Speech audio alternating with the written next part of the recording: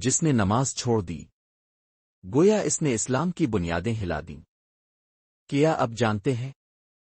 قیامت کے دن سب سے پہلا سوال نماز کے بارے میں ہوگا، اور اگر نماز ہی ٹھیک نہ نکلی تو باقی اعمال کا کیا ہوگا؟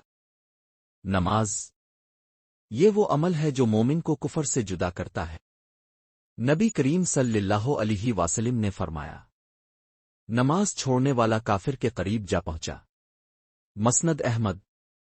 یہ دنیا کی سب سے بڑی غفلت ہے، جب ہم سب کچھ کر لیتے ہیں مگر نماز کے لیے وقت نہیں نکالتے۔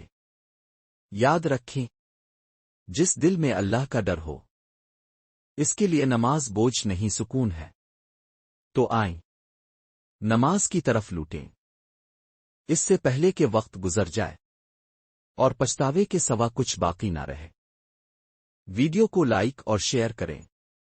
مزید اچھی ویڈیوز کے لیے چینل کو سبسکرائب کریں۔ شکریہ۔